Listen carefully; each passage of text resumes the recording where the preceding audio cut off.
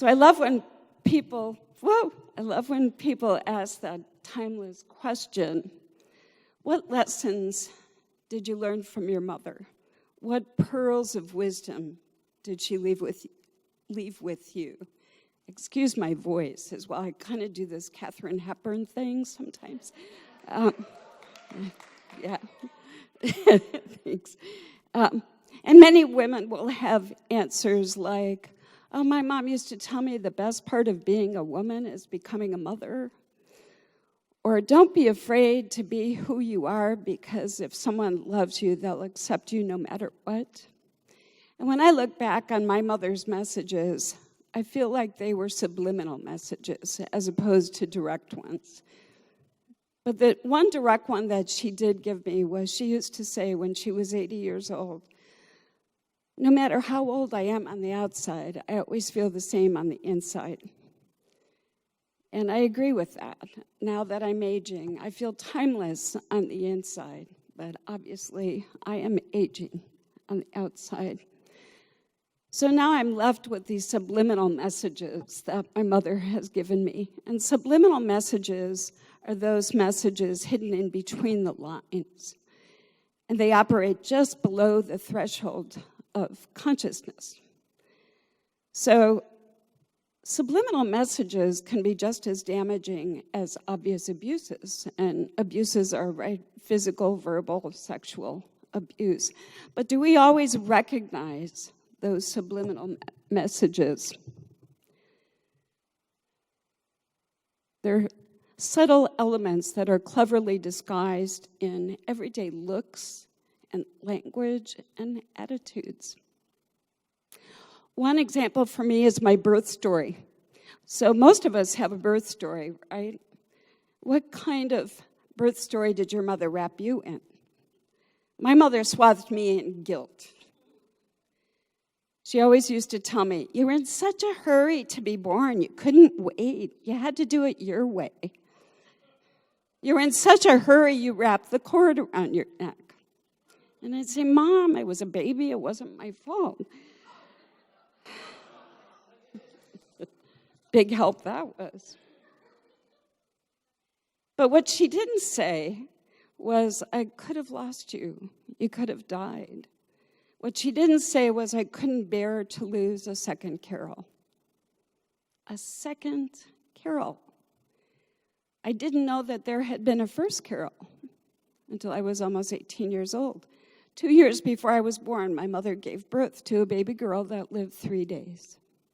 Her name was Carol Jean. My name is Carol Jean. So I found out about this one day when I was rifling through my mother's closet. I used to enjoy it when she wasn't home, and I'd start going through her stuff.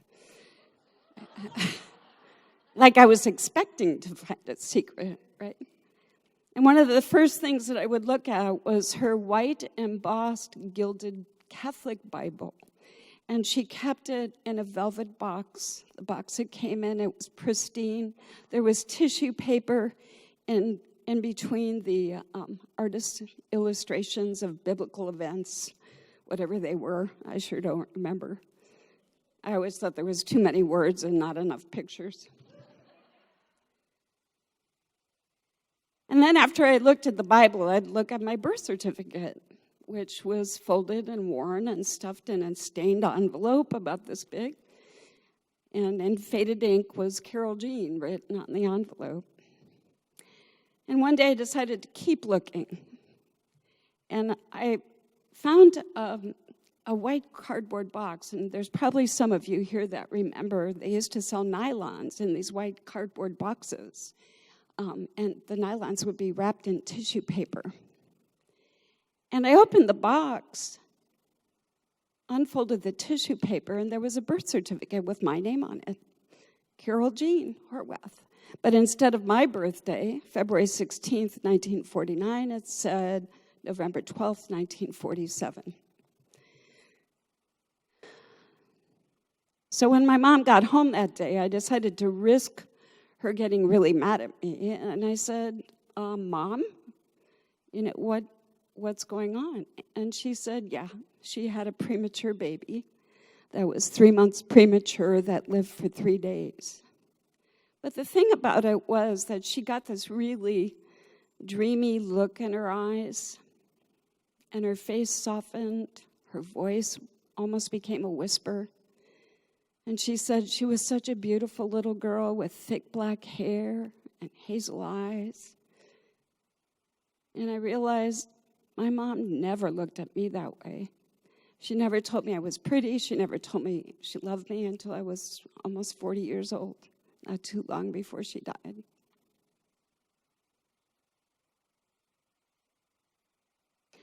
So while my mother's face softened, my belly tightened.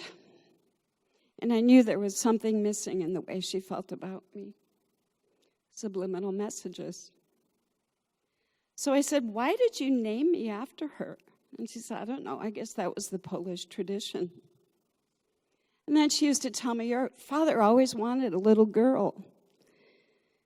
And I started thinking, well, he must have wanted the first Carol because he sure didn't seem to want me. He was always working. He worked nights, on weekends. He was fishing or golfing or with his buddies. More subliminal messages. Of course, it never occurred to me until years later that I could have used that birth certificate to get a fake ID. Right? Damn it. But what I remembered most about that birth certificate was the look on my mom's face and how I always wanted her to look at me that way. So I started looking back at how my mom talked about her own sister. She had an older sister, Emily, who also died.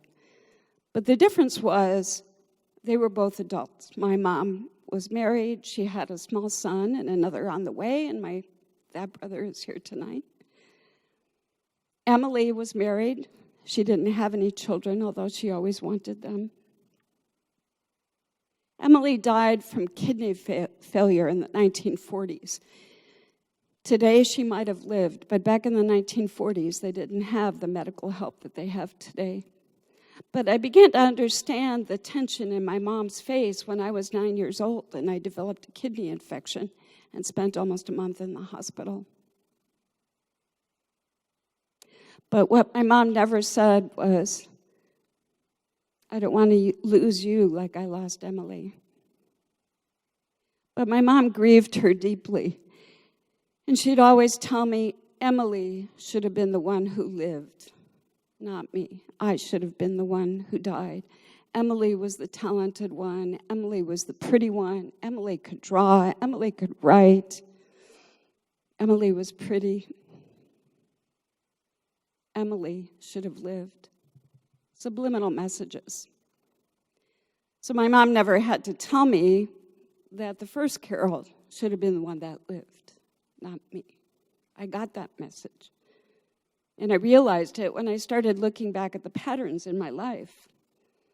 And I began to understand why twice I was a second wife and never a first. I began to understand why I never had children, but I was a stepmom, a second mom. I began to understand why I would always support my husband's career and never my own. I began to understand why I would always say, "It's okay, you go first. You take the filet mignon, I'll take what's left." And I understood that I always took what was left because I was never right. What I never said was, "I'm not important, I don't matter, you do." Instead, I sank into deep depression. And I understood why, when I was in grade school, I would come home and my mom would be curled up in a fetal position, laying on the couch with the curtains drawn and the television on. But there was also positive subliminal messages. Like after my dad died, my mother finally got her first driver's license when she was 65. As Erica said, I graduated from nursing school 4 years ago at age 64 and became an RN. I got my bachelor's degree at 65 in nursing. And now I'm working on my master's degree in creative writing. That's me, finally making me number one. Thank you. So I'm looking back at these lessons from these subliminal messages, and one of the biggest ones was that I could never be the first Carol. I've thought of changing my name, but I haven't. I couldn't be the first Carol. I could only be me. I could never take away my mom's pain about her sister who died. I could never replace her father who committed suicide 3 years after her sister died. I could only be the best me that I could be. But I realized my mother could only be the best she that she could be. Another lesson I learned is that sometimes you have to dig deep to find love because it doesn't look the way you expect it to. And sometimes love comes after someone dies, and that happened to me. About a year after my mom died, I couldn't stop thinking about her. I kept thinking about the regrets I had, that I didn't spend more time with her, that I never gave her grandchildren, that I was angry and impatient with her. And around that time, my friend and I went into a dress shop on Northwest 23rd Street in Portland, a tiny little dress shop. And I was thinking, what would it be like if my mom would have gone shopping with me, which she never would have because she hated to spend money. But we were in the shop, and I was looking at the sales rack, and my friend Victoria and I were the only ones in the shop, and it was small, and I could see across the store. And the sales clerk was there. But I became aware of someone standing next to me, a woman. And I didn't really pay much attention to her. I thought, well, she's normal looking. Except, I don't know, maybe the air felt a little electric, or there was a shift in energy. Or, kind of like when you move a couple of degrees in a hologram and you're looking at something else. But I was shopping, so I went back to shopping. And after a couple minutes, she said, "Excuse me, would you hold this paper bag for me?" And I said, "Sure." She wanted to try on a jacket. Sure, no problem. But after another couple of minutes, I realized I was still holding this little flat paper bag. And I turned around to give it back to her, and she wasn't there. And I looked around the store, and she wasn't there. So I went to my friend Victoria, and I said, "What happened to that woman that was over by the sales rack with me?"